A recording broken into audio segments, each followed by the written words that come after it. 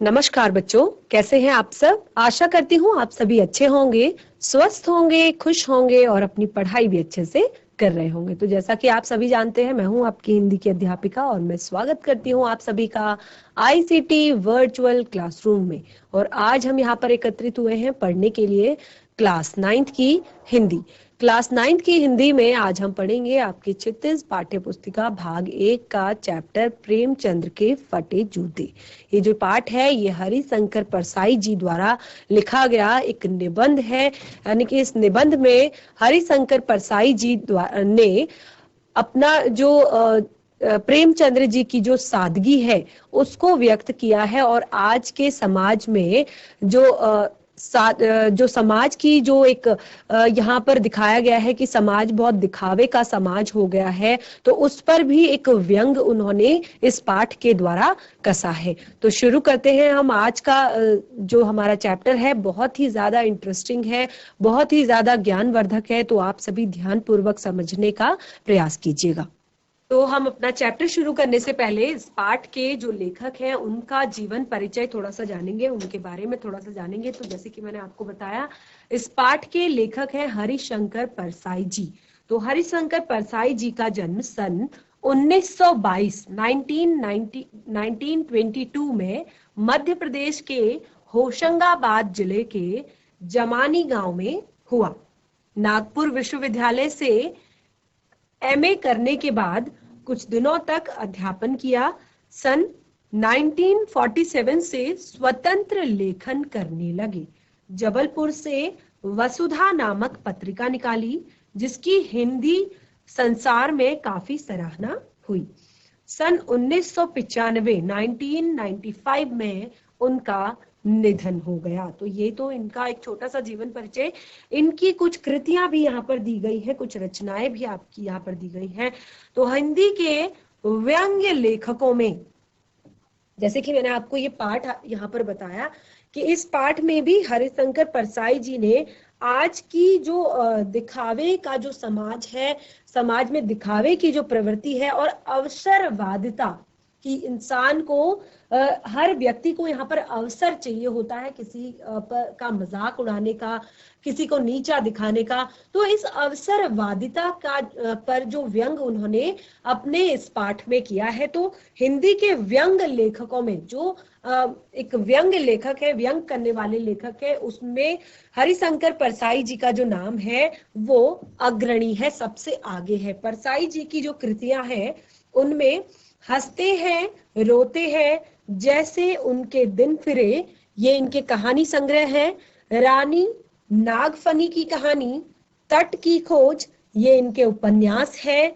तब की बात और थी, भूत के पांव पीछे, बेईमानी की परत, पगडंडियों का जमाना, सदाचार की तावीज, शिकायत मुझे भी है और अंत में।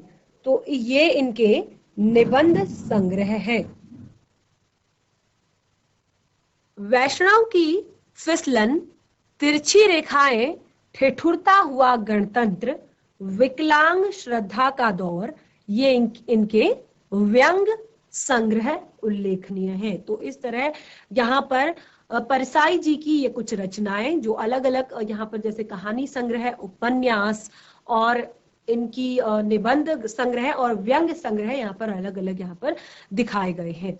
और इनका जो बाकी का जीवन परिचय है आपकी पाठ्य पुस्तिका से ही लिया गया है। तो पाठ्य पुस्तिका में आप इनके जीवन परिचय को और भी विस्तृत तरीके से पढ़ सकते हैं और भी अच्छे तरीके से पढ़ सकते हैं। तो जैसे कि हम चैप्टर शुरू करते हैं, पाठ का नाम है प्रेमचंद्र के फटे जूते। तो इसमें एक रचनाकार की जो अंतर्भेदी सामाजिक दृष्टि है उसकी विवेचना करते हुए यहाँ पर परसाई जी ने समाज के दिखावे को बताया है, उसको दर्शाया है। तो क्या बातें इसमें प्रेमचंद्र जी के बारे में लिखी गई हैं। प्रेमचंद्र का एक चित्र मेरे सामने है, लेखक कहते हैं, और ये एक निबंध है, निबंध विधा में लिखा हुआ है। तो प्रेमचंद्र का एक चित्र मेरे सामने है। पत्नी के साथ फोटो खिंचा रहे हैं, सिर पर किसी मोटे कपड़े की टोपी है, कुर्ता और धोती पहने हैं, कनपटी चिपकी है, गालों की हड्डियां उभर आई है, पर घनी मूछें चेहरे को भरा भरा बतलाती है। तो ये चित्र जो है प्रेमचंद्र जी का है, जिसमें वो अपनी पत्नी के साथ फोटो खिंचवा रहे हैं। सिर पर किसी मोटे कपड़े की टोपी पहनी हुई है, धोती और कुर्ता पहने हुए हैं। जो उनकी कनपटी है, यानी कि उनकी जो गाल है, वो पूरी तरह से अब चिपक गए हैं और उनकी हड्डियां बाहर उभर आई है। गालों की हड्डियां जो है वो बाहर उभर आई है, पर चेहरे पर चेहरा जो है वो घनी मूछों के कारण भरा भरा लगता है। पाँव में नेक कैनवस के जूते हैं, जिनके बंद बेतरतीब बंधे हैं। लापरवाही से उपयोग करने पर बंद के सिरों पर की लोहे की पतरी निकल आई है। तो प्रेमचंद्र जी के जूतों के बारे में बताया गया है। तो अक्सर जो पुराने जूते होते हैं उनके साथ ऐसी स्थिति होती है कि लापरवाही से जब हम उनके फीतों को, उनके जो बंद जो है उनको जब बांधा जाता है तो उसकी जो कभी कभी उसकी लेस खराब हो जाती है, और उसके जहां से लेस को डाला जाता है वो जो होता है होल, वो खराब हो जाता है। तो वही बातें यहाँ पर बताई गई हैं कि जो बंद के सिरों पर की लोहे की जो परत है वो निकल गई है, और छेदों में बंद डालने में परेशानी होती है, क्योंकि वो खराब हो चुका है जूता, और उसमें अब बंद डालने में, यानी कि जो लेस है जूते की, वो डालने में परेशानी होती है। तब बंद कैसे भी कस लिए जाते हैं और फिर किसी तरह से भी उसको मोड़ मार के बांध दिया जाता है। दाहिने पांव का जूता ठीक है, मगर बाएं पांव के जूते में बड़ा सा छेद हो गया है, जिसमें से उंगली बाहर निकल आई है। तो दाहिने पांव का जो जूता है उसकी स्थिति लगभग ठीक है, परंतु बाएं जूते में बड़ा छेद हो गया है, जिसमें से उंगली भी बाहर आ चुकी है, और मेरी दृष्टि इस जूते पर अटक गई। सोचता हूं, फोटो खिंचाने की अगर यह पोशाक है तो पहनने की कैसी होगी। अब यहाँ पर लेखक जो है वो जब इस तरह की वेशभूषा में उन्होंने प्रेमचंद्र जी को देखा, जो अभी अपनी पत्नी के साथ फोटो खिंचवा रहे हैं, तो वो सोच में पड़ गए कि जब फोटो खिंचवाने की इस तरह की पोशाक है, आपने देखा होगा कि जब आप फोटो खिंचाते हैं, अभी आप इतने बड़े हो गए हैं, आपको समझ है कि कहाँ पर फोटो खींचा जा रहा है, या कहाँ पर कौन सा ओकेजन है, आपको क्या पहनना है, किस समय पर आपको किस तरह की ड्रेस पहननी है, किस तरह के जूते पहनने हैं, किस तरह के कपड़े पहनने हैं। तो आप क्या करते हैं कि ओकेजन के हिसाब से आप जूते पहन लेते हैं। अच्छा, शादी में जा रहा हूँ, वहां पे तो काफी फोटोज खींचेंगी, कैमरा वाला नहीं भी खींचेगा तो हम अपनी सेल्फी तो खुद से ले ही लेंगे। तो बहुत सारी फोटोज खींचने वाली है, तो आज तो मुझे बिल्कुल बहुत अच्छा बन के जाना ही होगा शादी में। तो अलग तरह के जूते होते हैं स्टाइल वाले, अलग तरह के कपड़े होते हैं, अलग तरह के चश्मे होते हैं, गॉगल्स होते हैं। तो यहाँ पर ये सारी चीजों को ध्यान में रखते हुए, क्योंकि ये सारी चीजें सभी लोगों के साथ अक्सर होती है, तो यहाँ पर परसाई जी भी बिल्कुल एक उनके अंदर एक बहुत ही ज्यादा उत्सुकता पैदा हुई कि अगर फोटो खिंचाने के लिए ये पोशाक पहनी है तो पहनने की कैसी होगी। जो वो नॉर्मल पोशाक पहनते हैं, नॉर्मली जब वो घर पर रहते हैं तो वो कैसी पोशाक पहनते होंगे। नहीं, इस आदमी की अलग अलग पोशाकें नहीं होंगी, इसमें पोशाकें बदलने का गुण नहीं है, ये जैसा है वैसा ही फोटो में खिंच जाता है। तो बहुत ही प्यारी बात यहाँ पर लिखी गई है कि लेखक कहते हैं नहीं, ये जो आदमी यहाँ पर खड़ा है, जो फोटो खिंचवा रहा है, इस आदमी की अलग अलग पोशाकें नहीं होंगी, यानी कि ये दो पोशाकें नहीं रखता होगा।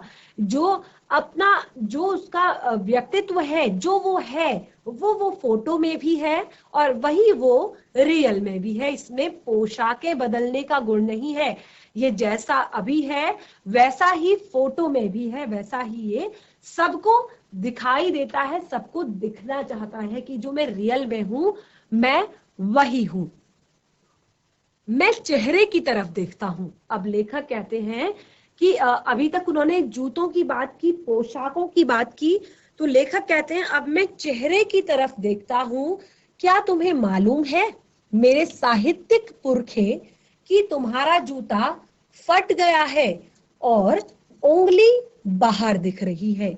तो अब यहाँ पर लेखक कहते हैं कि जब मैं उनके चेहरे की तरफ देखता हूं, कहने के लिए क्या तुम्हें मालूम है मेरे साहित्यिक पुरखे। अब देखिए यहाँ पर साहित्यिक पुरखे उन्हें क्यों कहा गया है। साहित्यिक पुरखे यानी कि प्रेमचंद्र जो है उन्होंने हिंदी साहित्य में अपना बहुत बड़ा योगदान दिया है, बहुत अच्छा लेखन कार्य उन्होंने हिंदी साहित्य में किया है। तो मेरे साहित्यिक पुरखे, तुम्हें पता है कि तुम्हारा जूता जो है फट चुका है और उंगली भी बाहर निकली है। क्या तुम्हें इसका जरा सा भी एहसास नहीं है? क्या तुम्हें जरा सा भी इसका एहसास नहीं है? जब हम कहीं पर जाते हैं तो हम क्या करते हैं कि हम जो हमारी घर की पोशाक होती है उससे ठीक अलग, चाहे हम अपने काम की जगह पर जा रहे हो, चाहे हम किसी शादी विवाह में जा रहे हो, या चाहे हम किसी पार्टी पे जा रहे हो या फिर किसी से मिलने जा रहे हो, तो हम हर बार पहले ये देखते हैं, अरे मेरे कपड़े तो ठीक से है ना, मेरे जूते तो ठीक है ना, कहीं ये मजाक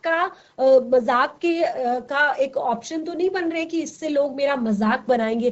तो सबसे पहले ये सारी चीजें हम देखते हैं कहीं पर भी जाने से पहले।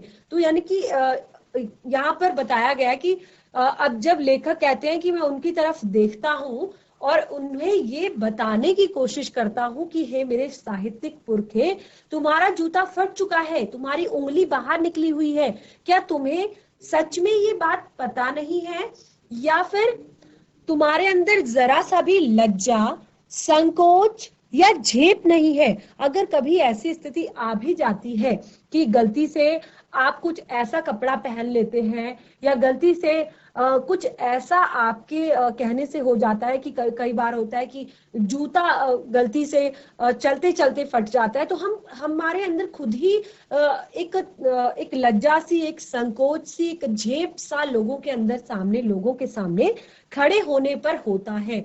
तो लेखक कहते हैं कि तुम्हारे अंदर क्या जरा सा भी इस बात का एहसास नहीं है कि तुम फोटो खिंचा रहे हो और यही फोटो शायद तुम्हारी पीढ़ी दर पीढ़ी आगे बढ़ेगी, शायद करोड़ों लोग, अरबों लोग, लाखों लोग तुम्हारी इस फोटो को देखेंगे, तुम्हारे बारे में जानेंगे इस फोटो को देखकर। तो क्या जरा सा लज्जा, जरा सा संकोच या जरा सा झेप नहीं है? क्या तुम इतना भी नहीं जानते कि धोती को थोड़ा सा नीचे खींच ले कि उंगली ही ढक सकती है? तो अगर कोई बात नहीं, तुम्हारा जूता फटा भी है, तो क्या तुम्हें थोड़ा सा भी इतना भी तुम नहीं सोचते कि मैं अपनी धोती को थोड़ा सा नीचे खींच लूं, जिससे कि वो जो जूता फटा हुआ है, जो उंगली बाहर निकली हुई है, वो ढक सके। मगर फिर तुम्हारे चेहरे पर बड़ी बेपरवाही, बड़ा विश्वास है। फोटोग्राफर ने जब रेडी प्लीज कहा होगा, तब परंपरा के अनुसार तुमने मुस्कान लाने की कोशिश की होगी। दर्द के गहरे कुएं के तल में कहीं पड़ी मुस्कान को धीरे से खींचकर ऊपर निकाल रहे होंगे।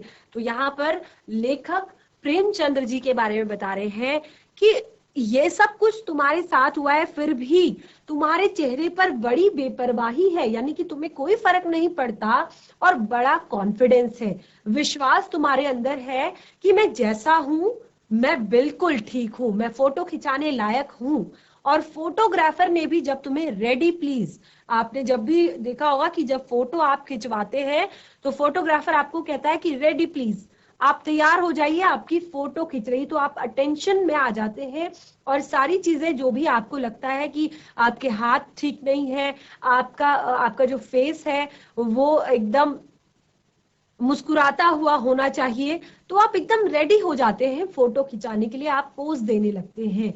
लेकिन यहाँ पर जब फोटोग्राफर ने रेडी प्लीज कहा होगा, तब शायद परंपरा अनुसार, क्योंकि फोटो खिंच रही है, फोटो क्लिक हो रही है, तो आपको मुस्कान तो अपने चेहरे पर लानी ही है। तो इस परंपरा को निभाते हुए तुमने भी मुस्कान लाने की कोशिश की होगी और उस दर्द के गहरे कुएं में तल में कहीं पड़ी हुई मुस्कान।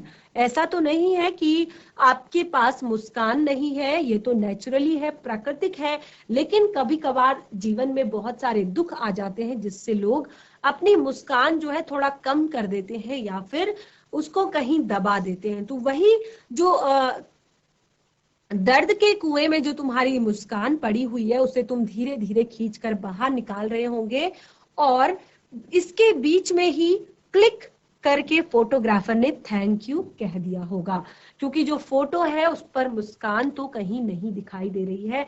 लगता है कि कोशिश तुमने जरूर की होगी। और इसी बीच फोटोग्राफर ने क्लिक किया और थैंक यू कह दिया होगा, यानी कि ओके हो गया, आपका फोटो खिंच गई।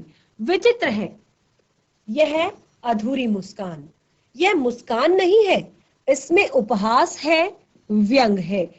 उन्होंने कोशिश तो की कि वो अपना जो फोटो है वो मुस्कुराकर खिंचवाएं, लेकिन वो अपनी मुस्कान को चेहरे पर ला नहीं पाए थे, उससे पहले उनका फोटो क्लिक हो गया। तो ये अधूरी मुस्कान एकदम विचित्र सी प्रतीत हो रही है, और ये मुस्कान नहीं है, इसमें एक उपहास है, एक व्यंग है। यह कैसा आदमी है जो खुद तो फटे जूते पहने फोटो खिंचा रहा है पर किसी पर हंस भी रहा है। अब ये कैसा आदमी है कि जो अपने आप तो खुद फटे जूते पहनकर अपना फोटो खिंचवा रहा है पर किसी और पर हंस रहा है। फोटो खींचना ही था तो ठीक जूते पहन लेते या ना खिंचवाते। फोटो ना खिंचाने से क्या बिगड़ता था, शायद पत्नी का आग्रह रहा होगा और तुम अच्छा चल भाई कहकर बैठ गए होंगे। तो वैसे भी ये फटे जूते पहनने से अच्छा तो तुम या तो जूता ठीक करवा लेते या फोटो खिंचाते ही नहीं। लेकिन शायद अगर तुम फोटो नहीं भी खिंचाते तो क्या बिगड़ता, लेकिन शायद पत्नी का आग्रह रहा होगा, यानी कि तुम्हारी पत्नी जो है उन्होंने तुमसे आग्रह किया होगा कि फोटो खिंचा लो हमारे साथ, तो तुमने भी शायद अच्छा चल भाई कहकर तुम साथ में बैठ गए होंगे। मगर यह कितनी बड़ी ट्रेजेडी है कि आदमी के पास फोटो खिंचाने को भी जूता ना हो। मैं तुम्हारी यह फोटो देखते देखते तुम्हारे क्लेश को अपने भीतर महसूस करके जैसे रो पड़ना चाहता हूं।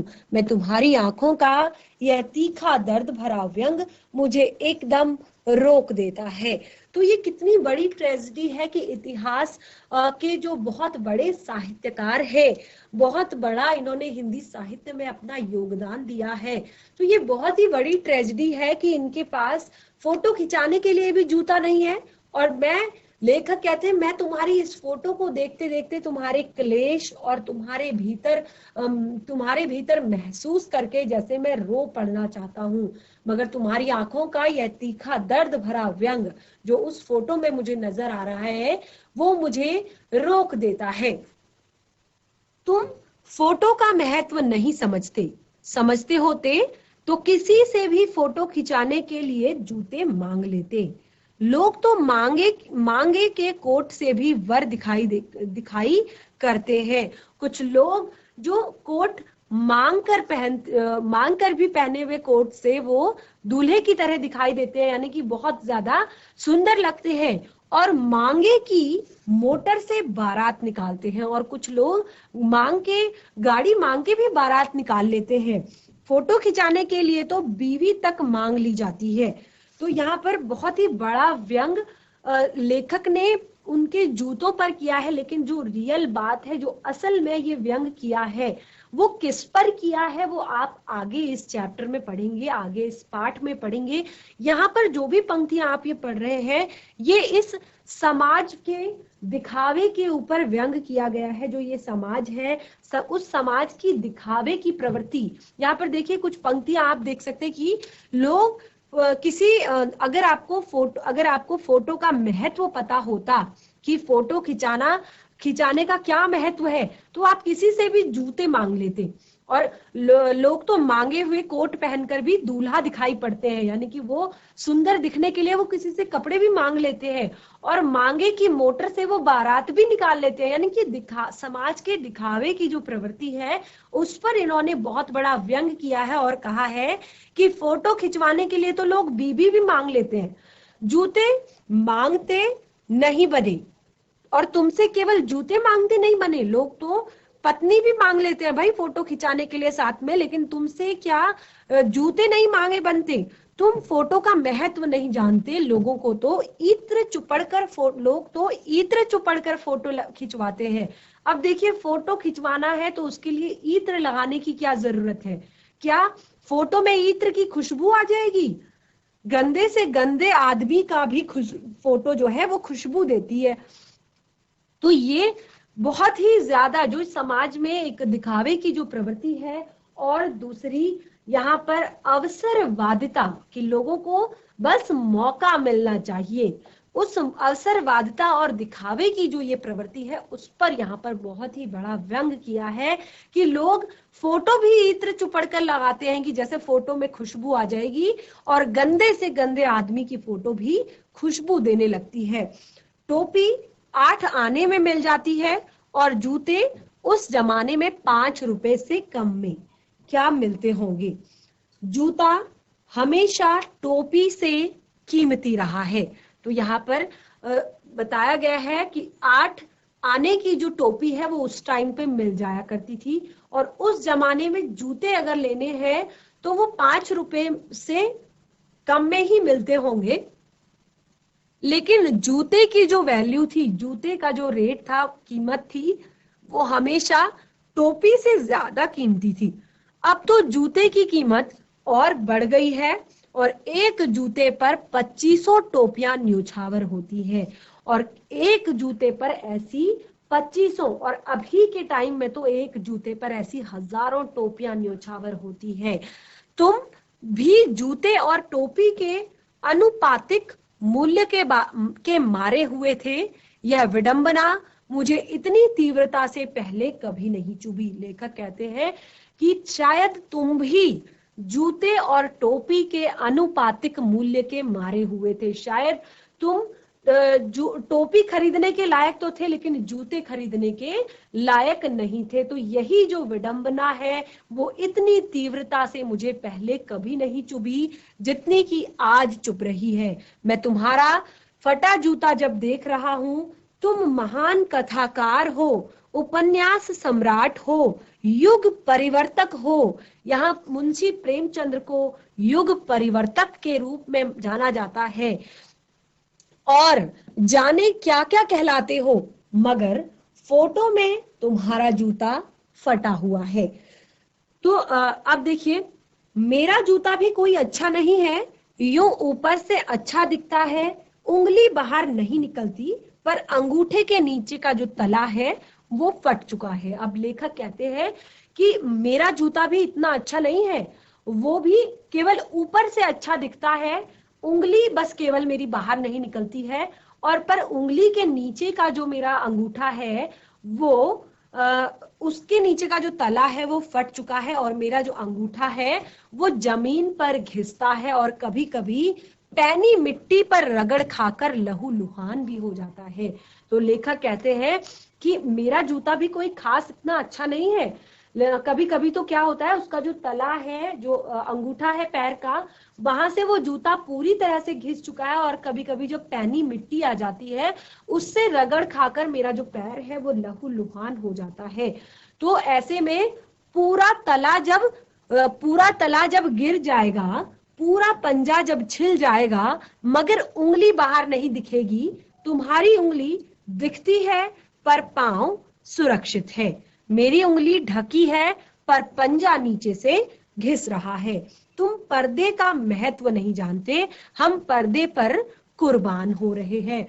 तो यहाँ पर बहुत ही प्यारी पंक्तियां देखिए लेखक द्वारा लिखी गई है कि मेरी उंगली जो है, मेरा पूरा पंजा छिल चुका है, मगर उंगली बाहर नहीं दिखती है।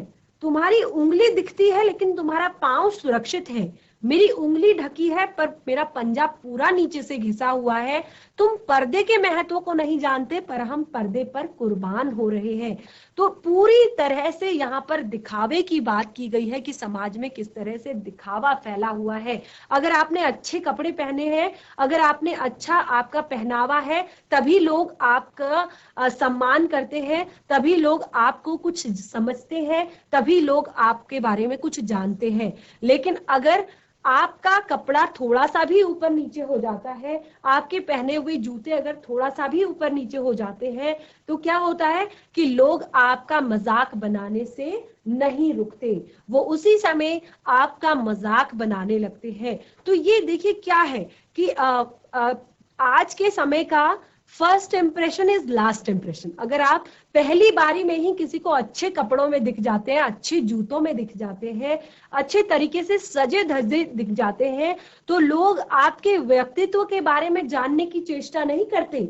लोग केवल आपके कपड़ों से, कि आपने कैसे कपड़े पहने हैं, आपने किस तरह के जूते पहने हैं, उसी से आपके बारे में अंदाजा लगाते हैं। अच्छा, शायद ये तो काफी पढ़ा लिखा लगता है, काफी रईस लगता है, काफी अच्छे घर का लगता है।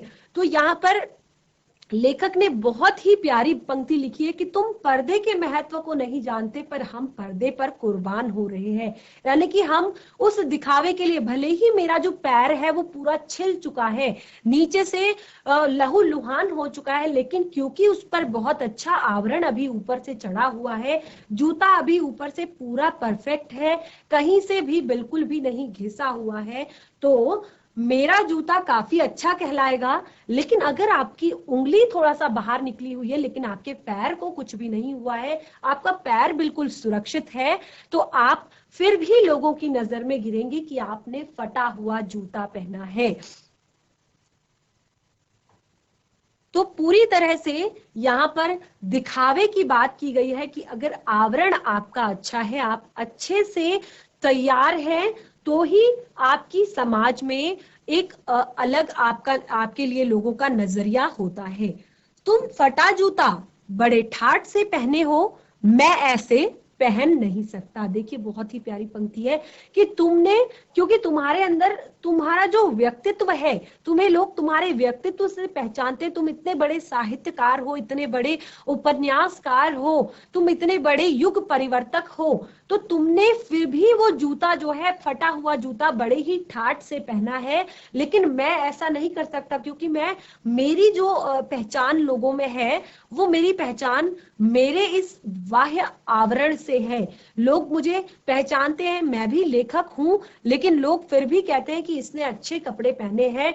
और व्यंग आपका हमेशा बनेगा। अगर मैंने ऐसा कर लिया तो मेरा भी समाज में व्यंग बन जाएगा। फोटो तो जिंदगी भर इस तरह की नहीं खिंचवाऊंगा। तो लेखक खुद कहते हैं कि मैं कभी भी इस तरह की फोटो तो नहीं खिंचवाऊंगा, ऐसा तो बिल्कुल भी मैं नहीं कर सकता कि मैं फटे जूते या ढीले कपड़े या खराब कपड़े पहनकर या छोटे कपड़े पहनकर मैं फोटो नहीं खिंचवा सकता, चाहे कोई जीवनी बिना फोटो के ही छाप दे। तो ये पूरी बात यहाँ पर प्रेमचंद्र जी की जीवनी जब छपी थी, उनके जीवन का जो जीवन परिचय जो उनका छपा था, उसमें उनकी शायद ये फोटो लगाई गई होगी।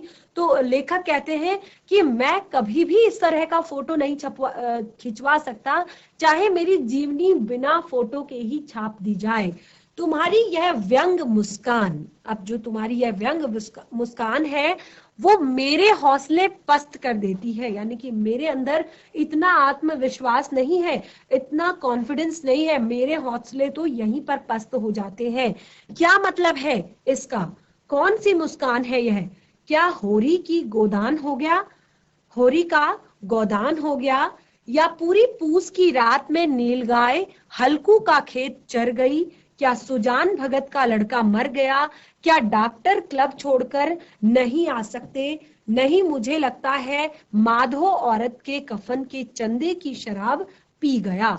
तो ये सारी जो बातें यहाँ पर लिखी गई हैं, गोदान, पूस की रात, सुजान भगत, ये सारी मुंशी प्रेमचंद्र जी द्वारा लिखी गई साहित्य रचनाएं हैं, उपन्यास है, कहानियां हैं, तो जो प्रेमचंद्र जी जो है वो इतने बड़े साहित्यकार होने के बावजूद भी इस तरह एक फोटो खिंचवा रहे हैं, तो उसके बारे में यहाँ पर बताया गया है।